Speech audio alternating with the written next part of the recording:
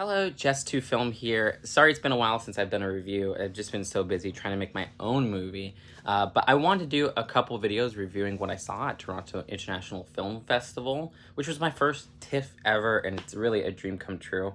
Now, I already did a video on my LEGO channel of the piece-by-piece movie review, so go check that out if you want to. But this had some of my most anticipated films of the year, one of which was Emilia Perez.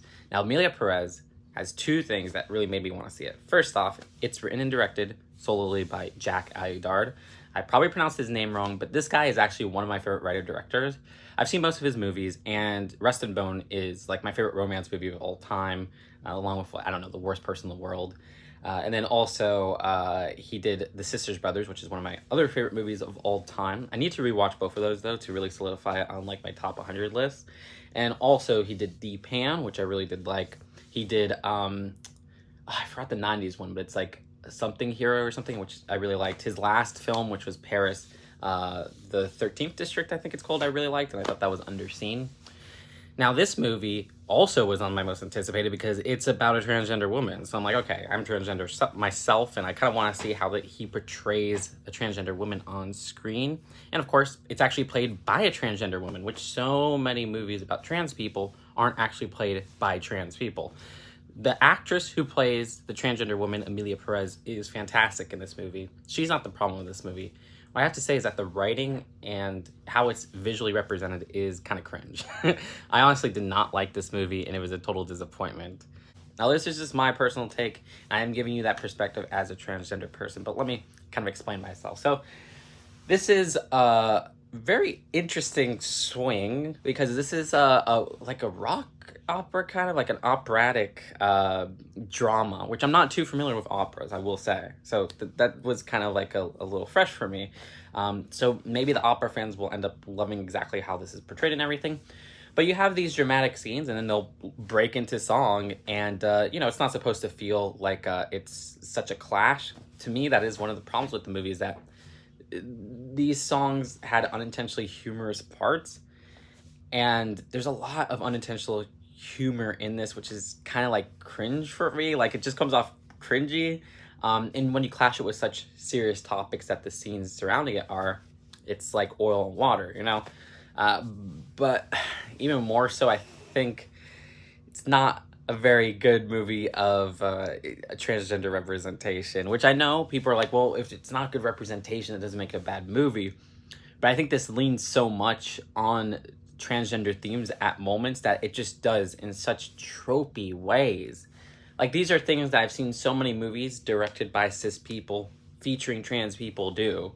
So I could predict things, and I could see how, oh, this is something that is played on the fears that people have or the misunderstandings that people have.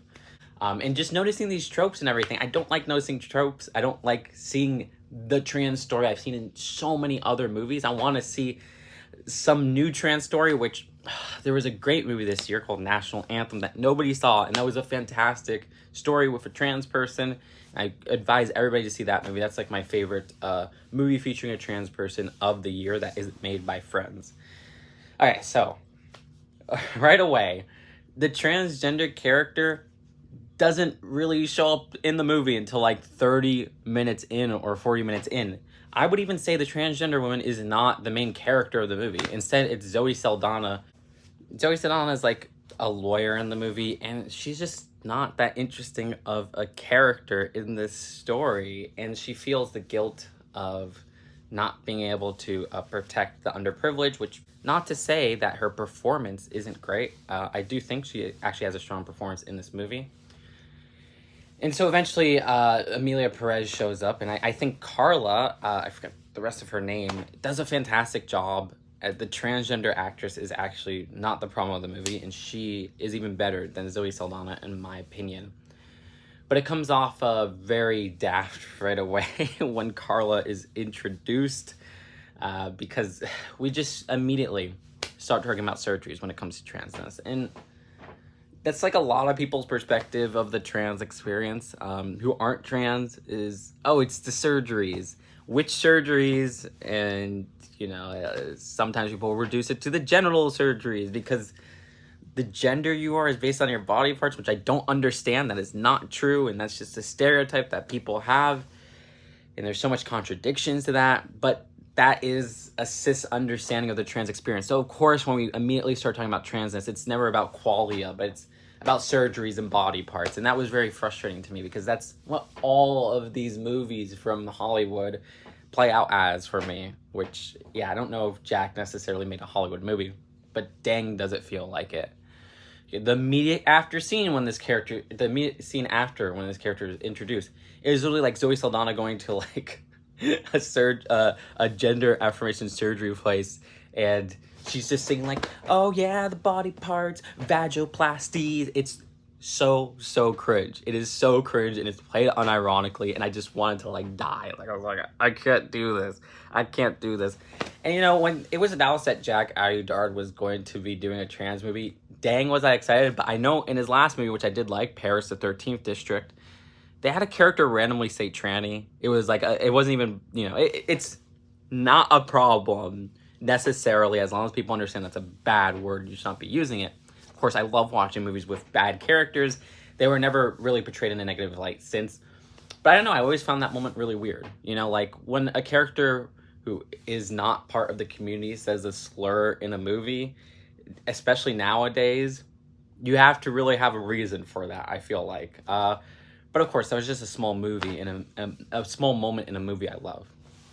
So I think a lot of that I'm trying to see like, okay, I think I should have probably expected this result. And so I do think here's the problem. The first half of the movie is more entertaining as they're setting things up.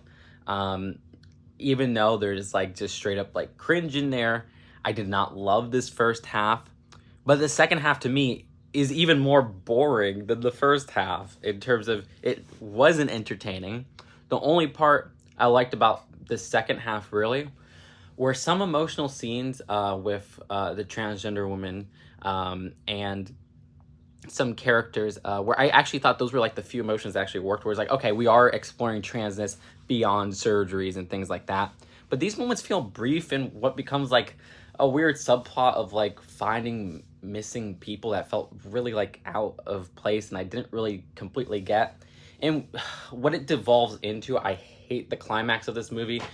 The moment the movie started, well, not the moment the movie started, but the moment I started to see what this movie was, the moment the movie started to show its hand and how its understanding of transness is just that Hollywood understanding we've seen for so many years and it won't really go outside the tropes. I'm like, this is how it's going to end. And guess what? It ended that way. It ended that way. I don't want to spoil anything, but I'm like, okay, yep, they did that. They did that because that's how these end. That's literally, yep, okay, cool. I will say, Selena Gomez, I did not enjoy in this movie. I thought she was weirdly out of place, like underacting at points in terms of like this is not like the most naturalistic movie out there. It is pretty melodramatic, but it was, I don't know, I didn't like her performance. It was like in a weird speed compared to everybody else.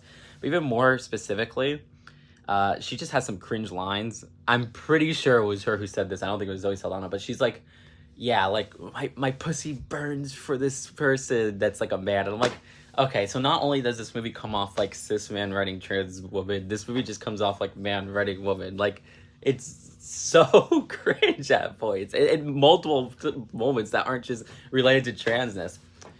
And in general, I think the opera like aspect isn't always handled properly in tone because some of these come off goofy because they are so extravagant in terms of these musical numbers and things that it's bound to clash with the serious moments. And I do think of a movie I love, which I don't like to spoil because it's one of my favorite movies of all time, but it's a drama that turns into a musical. And even that, to be fair, has like one or two parts where it's like, okay, this is kind of cringy because it's this dramatic movie and then you have like these whimsical parts. I won't spoil which movie that is because I think saying which movie that is kind of a spoiler that almost ruins your first viewing experience. But I will say, if you know what I'm talking about, the scenes that don't work are like the kid on the bike, if you know what I'm saying. Not the kid with a bike. But if you get that, the scenes that are cringy in that drama turning into a musical, you'll probably know the movie. Regardless, I'm trying to think if there's anything else. Well, yeah, with these musical numbers, I noticed this with the first half. They would have these really cool choreography moments and stuff like that. I'm not saying every musical number should be a winner in every movie, but there were just weird cuts. Like, they would randomly, like, zoom in with a cut, and it just felt jarring and was like, well, I was really enjoying just, like, the flow of this musical number before. Like, why was that cut there? Was there, like, a mistake or something? Oh, I almost forgot. The music itself sounds good in terms of, like, the instrumentals. Don't always love the voices, but yeah, I thought the music sounded good in the instrumentals. Yeah, so I don't know. I mean, this reminded me of other movies by cis people, about trans people, like The Garden Left Behind, which I did not enjoy. Oh my gosh. Or it's sad to say, like, this is going to get me my trans cards. I wouldn't have to turn in my estradiol, but I liked, like, Danish Girl more than this, which is saying a lot because that doesn't even have any trans people in there. But I feel like that was more representative of the trans experience than this movie, aside from some key emotional parts in the second half. I would say like 1 or 2 emotional parts with the transgender woman's character. But again, the transgender woman actress is fantastic, and I do like, much like TV Glow, where I didn't really enjoy it, but I do like what this is doing to people. Like, when I walked out of the screening, I was asking random people what they think. And you can't tell someone's cis or trans, so who knows. But so many of them were like, this is a really great movie, and it's probably my favorite of the year and stuff like that. And I'm like, you know, that's good, because I'm sure what they took out of it aren't the negative stereotypes that I've seen and the negative tropes that I've seen throughout these years, but took a story about representation, and maybe they were more familiar with a trans person on screen, because you don't really see many trans people on screen as, like, supporting characters to the extent of Carla's character in this movie. So I hope that just means more opportunity for more trans people, and for Carla, who's a great actress. So yeah, just because I didn't like it, and I found it nearly offensive at points for just how stereotypical and how some of these play into stereotypes, that for people who don't know much about us, at the end of the day, it seems like it will have a positive, impact on society or whatever. And for me personally, I don't need a movie to have a positive or negative impact on society. I just want a good movie. And unfortunately, I don't think I got a good movie here. So unfortunately, I will give this a 4 out of 10. But let me know if you end up watching it. And if you disagree, that's totally okay. Just be polite in the comments. And I'd love to hear different people's perspectives. Also, last suggestion is, if you want to know more about, like, trans tropes and things like that, I would actually recommend watching this Netflix documentary called Disclosure, which really puts those in a very easy way to understand. It's not the best documentary out there, but it is one of my favorites.